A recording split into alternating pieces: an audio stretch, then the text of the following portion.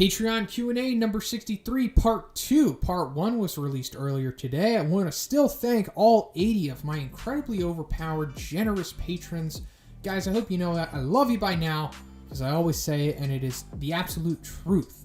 And to everyone else listening, there's going to be some spoilers in these questions and answers, so tread carefully. Legandaryus asks, hey Shonen, just had my birthday come around recently, and now have the downturn of having to pay taxes and bills because of that. Yeah, it sucks, but that's the one thing that we have to do is pay those taxes. Don't want to mess with the IRS. You can commit any other crime, but like tax evasion is like the number one big no-no. Ask any super famous or powerful person. Not even they are exempt from that stuff. My question is, what other kind of heroes will the Neo heroes have besides the confirmed ones? So this is a good question. So far, we know that they have Excel, Raiden, who are debatable S-class level guys, but then of course they have Child Emperor, Metal Bat, and Darkshine.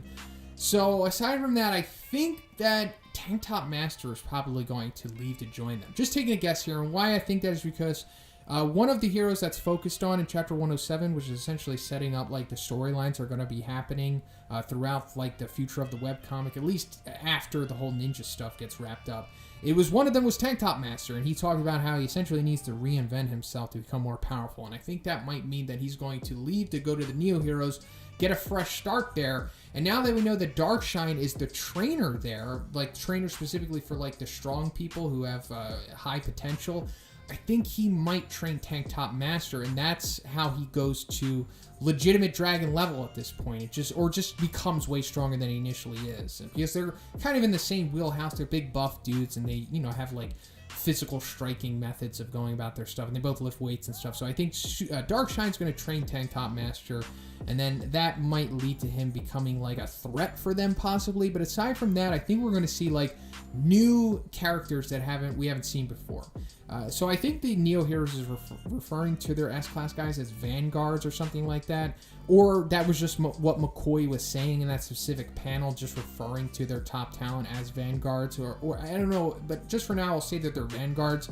And I think that's might how Suiryu is introduced into the story, because we saw that Hellfire and Gale, they were reintroduced into the webcomic through the Heavenly Ninja Party. So I think Suiryu makes sense that he would be reintroduced as being like one of the vanguards of the Neo Heroes. And then aside from that, maybe Metal Knight leaves to join the Neo Heroes. I think he's just going to leave the Hero Association, even if he doesn't join the Neo Heroes because of all the beef they have with him. Same thing with Tatsumaki. They're beefing with her currently, or at least it's implied beef. And she's probably going to join the Neo Heroes or just do her own thing. But if Blast winds up joining them, then she's definitely going to leave to go be with him. But aside from that, it's hard to say if any other heroes are going to leave at this point. It really could be anyone. I didn't expect Metal Bat to leave. So for all we know, it could be like anyone at this point. And aside from that, we're just going to get like new characters that haven't been in the manga or the webcomic, that are just super powerful S-Class level guys that have just been existing out there, that are just showing their face now. Then will we ever find out how Saitama's clothes get repaired, since his tailor no longer works on his tracksuit? So it's really debatable if the tailor is canon or not. I'm not sure how much of the OVA was written by one, or if the tailor was even created by one or not. But I think that Saitama more or less probably just repairs his own suit. Given how frugal he is with everything, I think he takes into consideration that, it's cheaper to just repair his own stuff. Or he just gets Genos to do it for him. Steven asks, Hadi, it occurred to me that flowing water rock smashing fists will go extinct if Garo or Sharanko don't inherit the dojo. Then I realized a possible direction one could take with Garo: make him a teacher. It was all there the whole time. Every time he fights someone, he goes out of his way to instruct and point out the flaws in their style. He's also very motivational and all around good with kids, as seen with how he mentors Tario. He would be perfect because he has the one thing that Bang lacks: empathy. Bang never emotionally connects with people in the way that Garo does. It's hilarious. Garo's whole thing is the end the unfair bullying in the world with fear. He's going to facepalm so hard when he realizes that he could have just taught people self-defense. Love to know what you think will become of Garo. Enjoy your holidays, dude. Hey, thanks, Steven. You too, my friend. So I think this is awesome. I didn't even really think about this, but this could be Garo's endgame. I mean, yeah, he's still very young right now, so him just packing up and becoming just a full-time dojo teacher, or just running the dojo in general, would be a little too soon for him. But I think that's eventually what is going to happen with Garo, and you just laid it out there perfectly. He does like pointing out the flaws, and encouraging others and, trying to end bullying. And that's the whole thing about martial arts, or that's how they market it a lot, is that if you don't want your kids to be bullied, teach them martial arts and self-discipline and self-defense and all that stuff. And it is true to an extent. Sometimes it unfortunately creates bullies as well, but I think that might be what happens with Garo. And it makes sense, because he needs to have some kind of happy ending, and it can't be just him chasing the dragon forever, just becoming stronger and wanting to keep killing monsters or hero hunting or whatever. So, given that, Bang does need a successor to his dojo, and it's definitely not going to be Sharanko because he's a piece of crap, although maybe one does have a future for Sharanko, but I would like it if this turned out to be what happens with Garo. I think it's very fitting. ShadowBatX asks, well, if it isn't the one above all, hope everything went well this holiday. Hey, thank you, ShadowBat. I hope it went well for you, too. Shonen Sensei, I wanted to say thank you for giving us disciples your best stuffing on the day before Thanksgiving. Gotta say, if we're getting something like this the day before a holiday, can't wait to see what we'll get on Christmas. Maybe something talking about that vid in a different context, hint, hint. Because I'm curious. Truly am. Maybe I'll have something special out on Christmas. I'll definitely have a whole bunch of content out this month, so maybe we'll get something like that. Maybe. We'll see what happens. So, if Deep Sea King and Evil Natural Water were to fuse like Venom in the Marvel Comics, what would their disaster level be? I would assume that they could be very powerful because of Deep Sea King's strength and speed, especially hydrated form, and Evil Natural Water's water pressure beams, and the ability to absorb oil. Plus, they both have regeneration. Also, even with the oil, I'm sure that Deep Sea King will still be protected, like the piranhas inside of Evil Natural Water. If they were to catch on fire, I think it would give them a buff, because water and oil can't mix, so it would act as a coating. Evil Natural Water can easily get rid of it or use them as beams, and Deep Sea King can use it to increase his attack damage. What do you think? So I think this is an awesome scenario here. They would be above Dragon, definitely. Because Deep Sea King's already high demon, hydrated form in the ocean, it's like going at dragon level for sure. And just by himself, Evil Natural Water's a high dragon. Combine them together, they're up there with like released Boros, at least in overall power. Their speed wouldn't reach him. Durability is debatable, but their power, it would be pretty comparable. That would be awesome. I'd love if somebody were to draw this, like the Deep Sea King coated in Evil Natural Water. That would be incredible. And then he has all of the beams, the jet water jets that he could do with that too, and then all of the support that Evil Natural Water is going to give him. Man, that would be incredible. But as for the oil, I think you're spot on with that, and I'm going to talk about that in another question. But man, this is a really cool scenario. I never really thought about something like that. That would be cool if they did something like this in the actual story. Like, I don't know, somehow one of the sea folk survived, and then they just combined with Evil Natural Water. Last question. Everyone's favorite character, Garo, is here. So my question is, how strong is Garo after the battle with Saitama? I'm kind of confused when he said that the monster ability was leaving him. Does he mean that technique he learned on the fly is gone, or all of those Zenkai boosts earned his gone since he has half human and half monster? When it happened, I would assume that he can continue to grow since his limiter is broken, or mostly that he could have to regain that strength as a human only. Please help me since you're his stan after all, and of course, the one above all. Anyways, I upgraded my pledge not because of that video, if you're wondering, but because I did it for fun. Hopefully, it's enough to get a nice present or meal since it's December now. Take care, my friend. Also, congrats on 40,000 subs. When I first saw you, you only had 22.5. I always knew you could do it. The real question here is, should I subscribe to you or look the other way? Hey, ShadowBat, are you not subscribed to me? You better subscribe. No, I'm just kidding. You can do whatever you want. But yeah, definitely subscribe and don't look the other way. But thank you for the kind words, ShadowBat. I really appreciate it. And your upgrade and pledge. So, it's difficult to say if the power has left Garo or what's going on with him because it's never explained. Now, I hope that this is explained in the manga, and I think it will be. I think we're going to get a nice exposition dump, hopefully afterwards, from somebody in the know. I don't know if it could be Dr. Genus because he's not aware of what happened, and Zombie Man can only give him so much context. But it is battle manga after all. But I think that he definitely can't use the Calamity Fist because that's something that only Awakened Garo is capable of doing. But as for his limiter, that's also hasn't been confirmed to be broken yet. The only info that we got on it is that it seems to be breaking. And then we could just assume that him becoming Awakened Garo is the limiter breaking. So did the limiter cap get put back on him? Not sure. I mean, in theory, you would assume that if the limiter is broken, it's broken forever, but maybe in this case, it's not. He's definitely not a monster anymore. He's not even a half monster anymore. So whatever supernatural ability that consumed him, that led to all of that pseudo-monstrification stuff, is just gone now. He's definitely not as powerful as he was. So, man, we haven't even really seen any feats of power from him either, because even the beating that Bang gave him was a restricted one. So, I assume that he's got to be as strong as he was before the monstrification happened. So, like, when he's fighting Genos. So, which is pretty strong, you know, a high demon around there. But considering all of the Zenkai boosts, I don't think they went away. So, he's probably as strong as a high dragon still. Just taking a guess, of course. It's really difficult to answer this because we just don't know enough.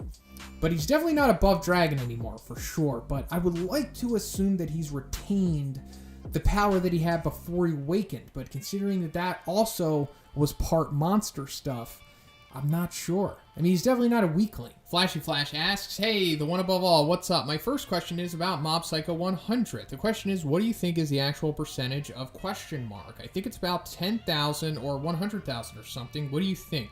So I haven't finished Mob Psycho yet. I'm only about at the end of Season 2. But given what I've seen so far of the question mark percentage, I think 10,000 is a little too high if we're comparing it to just 100%. Now, granted, like I said, he'd probably be stronger past Season 2, which I haven't seen, and we probably see the full potential of it. Not sure yet, but based on what I've seen, it's probably like around 1,000 or something. Not 10,000. 10,000, I think he'd be like destroying the whole country or something like that. Like, he's more so like, 1,000. Something like that, just in my opinion. My second question is, what disaster level would the Hero Association give to each S-Class hero, including in my maths? By disaster level, I mean low, mid, high, above. I hope it's okay. I'll post my opinion too. So, check out my video, S-Class Hero Disaster Levels. In that video, I use all of the metrics that the Hero Association uses to grade a disaster level. And I think it's more or less accurate to what they would give. And I give all of my full opinions in that video. I'm going to make an updated one soon for December at some point. But for now, off of your opinions, most of them align with my own opinions. But I'll say that I think Puri Puri Prisoner should be a dragon. Genos should probably be a dragon at this point. Flashy Flash would be a high dragon. Darkshine would be a high dragon. Pig God would be a low dragon. And then Zombie Man, it's really debatable. But other than that, everything else seems fine. Martin G asks, hi Shonen, hope your Thanksgiving went well. It went fine, Martin. I hope yours did as well. I know you mentioned you haven't had time to read much, but I was curious if you have ever read any fan fiction. So back in the day, I used to read Yu-Gi-Oh! Fan fiction when I was really young, but ever since then, I haven't really touched on anything else. The reason I ask is I found out a really good One Piece Justice League crossover. Basically, the Straw Hats get transported to the animated Justice League TV show that aired in the early 2000s and try to get back to their own dimension. The author nailed the characterizations of the Straw Hats, and I highly recommend this fic. It's just called Justice by Black Victor Chahat. Yeah, so I did skim this, I checked it out, and I like that this guy is so passionate about it. I just like when people are super passionate about anything and they just get out the work done, regardless of what the reception is going to be. I did skim some of it, and I thought the one little funny excerpt was like Superman checking out, I think the character was Nami, going under a doctor name or something like that, but he kept checking out her chest and how her waist was so thin. I thought that was funny. This question applies to One Punch Man, but also to superheroes in general. What do you think is more important, a hero's individuality or their growth efficiency? I realize the second part might not make sense, so I'll try to explain it. So I did read your excerpt here, and I think it all makes sense to me. So personally, I think that you can't have one without the other if you want to strive, that is. And one goes in with the other. Like individuality can be achieved by growth and efficiency, and growth and efficiency can be achieved by individuality. And the instances where you're using with Spider-Man and Tony Stark here, I think that's spot on. And that's also a whole thing that makes that storyline balanced, because on the surface you're thinking, oh, Spider-Man's already ultra powerful, he's just going to be completely broken if he has an iron suit to him. But no, it kind of takes away from one of his aspects. But with Genos, he relies on that support stuff from other people. Like, Genos' individuality mainly comes from him as a person and his intensity and his, like, dry personality that he has. But why he doesn't have, like, the support from Child Emperor and Drive Knight is because he's real staunch on having it from Kuseno, and that's more so how Kuseno kind of raised him, more or less. But as for having, like, a satellite or anything like that, I don't think he'd have a satellite, because that's more so Child Emperor territory, and it seems like Kuseno's really limited with his arsenal and whatnot. But we did see that he has, like, a big drone robot, the robot that picked him up after he got one-shotted by Kuketsu. So that robot can just be hovering, like, super high up, like drone status, and then that could come down and assist him with, like, repairs or other arsenal upgrades and stuff like that, to answer that. But me, I prefer growth and efficiency. But that's just me. I like growing and I like becoming more efficient through growth and whatnot. But I also think it helps individuality. But they can hinder each other as well, because like I like...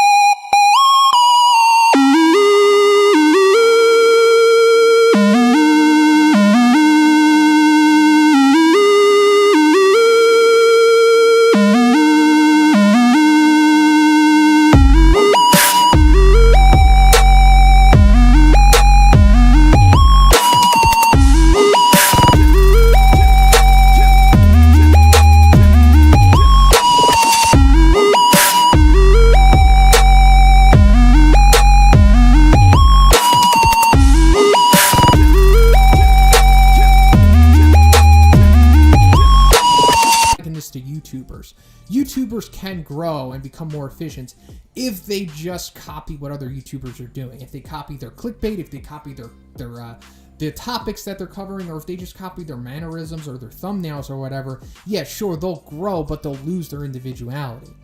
But if you try to just become your own individual and grow that aspect of you, then you can also grow as well, because people will see like, oh, this person's unique. This is different. This isn't the same old crap that we just keep seeing day in, day in, out. That's pretty much it for the video today, guys. Once again, I want to thank all 80 of my ultra cool, super powerful patrons. Guys, I love you, and I can't thank you enough for all of your support. If you would like to be in next week's Q&A, simply check out the Patreon. The $5 tier will give you access to this video. And if you haven't already, please subscribe as well. Have a great day. And